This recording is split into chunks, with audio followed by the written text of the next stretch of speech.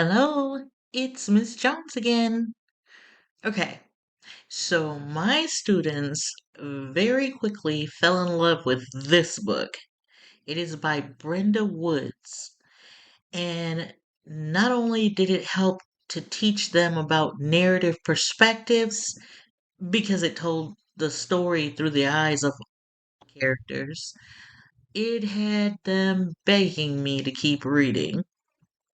This book is heartwarming and a tearjerker, so keep your Kleenex nearby for the laughter and the tears. It's a very easy read that you will probably finish in one day, as long as you don't have any chores to do. I know you will love it. It's just another great book from Mrs. Jones' bookshelf. The title is Emako Blue by Brenda Woods. You can find out more information about her. I will leave a link in the description box. Just like I've always said, quick trick.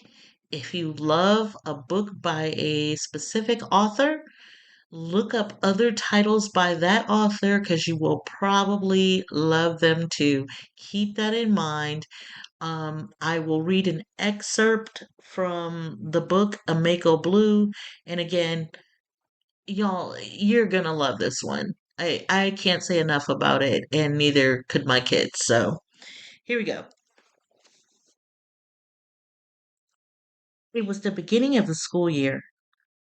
I was a sophomore, and I was trying out for the school chorus, waiting in the auditorium for my turn to sing. There were 20 of us trying out for 12 spots. Mr. Santos, the director of the chorus, sat at the piano warming up, and everyone was talking, filling the room with noise. Mr. Santos stopped playing the piano, looked at a sheet of paper, and called a name. Sage Hudson, a white girl with pale pink skin and long curly red hair, walked up the steps, and I could tell she was scared. She had a high voice that made most people in the room shut up, and I imagined her singing music like opera or something. I wondered if my voice was good enough, and part of me wanted to get up and leave. Mr. Santos looked at his list again. Savannah Parker? This light skinned black girl with a really big butt ran up the steps and almost tripped and fell. She was short, but she was wearing shoes with 4-inch heels. She had a good voice, but she sang a little off key. I took a deep breath and decided to stay. Maybe I had a chance. Could we have some quiet? Mr. Santos asked. We kept talking. Mr. Santos shook his head and looked at his list. Emako Blue? She stood up, and as she walked up the steps, she immediately had the attention of all the fellows in the room. Damn, she's fine, I heard one of them say. Then she opened her mouth and her voice poured out into the auditorium. It was like vanilla incense, smoky and sweet. She had a voice that could do tricks, go high and low and anywhere in between. A voice that's a gift from God. She was Jill Scott and Minnie Riperton, Lauryn Hill, and India Irie. She was way too pretty, with dark brown skin and black braids extended to her waist. She was wearing tight faded blue jeans, a red sleeveless t-shirt, and black platform shoes. She was kind of tall with a tight body like a video freak. I could feel jealousy and lust creeping around the room. And when she finished singing, the room was as quiet as a library at midnight. Everyone in the audience clapped. Mr. Santos stood up and clapped too. He acted like he had found a star. Jamal, this fine brother who was sitting behind me, asked the guy who was sitting next to him, Hey, Eddie, is she beautiful or what? She's beautiful, Eddie replied. I'm gonna have to get with that, Jamal said. Eddie just laughed. Player, you crazy. Emako walked down the steps and sat down in the empty seat next to me. I smiled at her and she smiled back. Her teeth were perfect and white. I ran my tongue over my braces. She wore silver rings on every finger, including her thumbs, and had a tattoo of a small red rose on her right shoulder. Confidence was all around her, and I took some of it with me when Mr. Santos called my name next. I walked up the steps slowly, cleared my throat 3 times, and sang a song called Santa Baby that Eartha Kitt had made famous.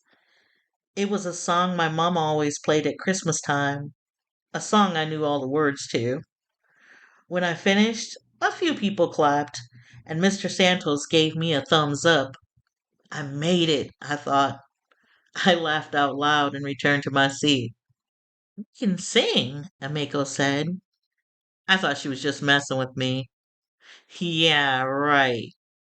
No, for real. What's your name? Monterey, I replied. My name's Amiko. Holla at you tomorrow, she said as she walked out of the auditorium into the sun. I looked at my watch. It was almost 4:30. I picked up my backpack and left like a deer, quietly. I went outside and sat down under a tree on a low brick wall in front of the school, waiting for my daddy to pick me up. Cars rolled by and a warm breeze blew. It was a perfect day in LA. I put on my sunglasses to keep from squinting into the sun. I thought about Amiko and wondered why I had never seen her before and why she would even talk to me. Girls like her hardly ever did. They usually acted like I wasn't around, like I was invisible, like I was a nobody.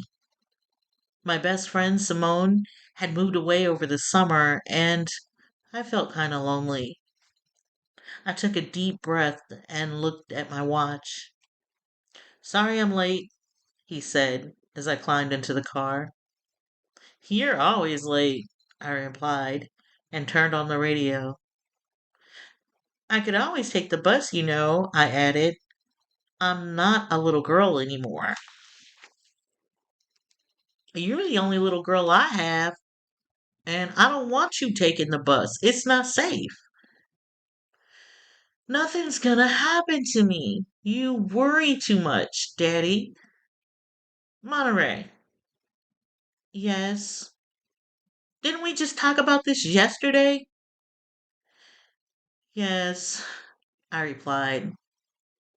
Let's just say that I don't want to talk about it again, okay? Okay, I mumbled. I made it into chorus, I added. That's sensational. My little girl can sing, he said with a smile. Little girl.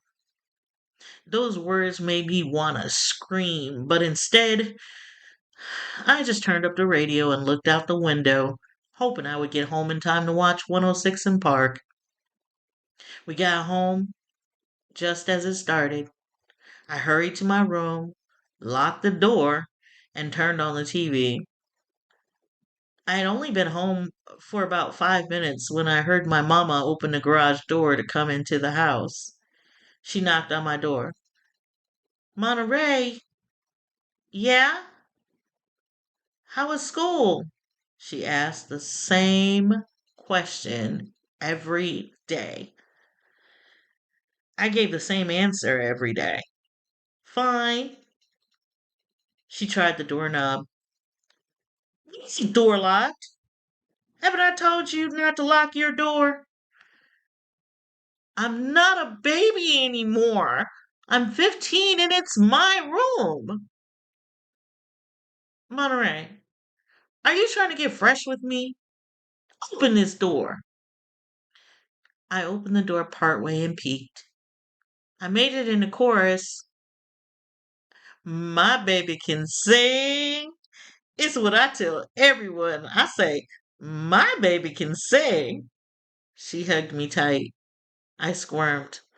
Mama, it's just chorus. But still, I'm so happy for you, she said as she released me. Thanks, I said and closed the door. I locked it quietly, waiting for her to say something, but she didn't. I could hear one of her old school CDs playing while she was cooking. Daddy was outside watering his grass. I stayed in my room until dinner was ready. And that's a wrap on Emako Blue. I cannot read anymore, but let me just say, it gets better. It gets so good. You will not regret turning the pages of this book. So again, it is called Emako Blue. It is by Brenda Woods. Please check it out and check out her page. Will leave the author's page in the description as well as a link to purchase the book. Please like and subscribe if you like this channel. Until next time, may you get lost in a world of reading. Have a good one. Bye bye.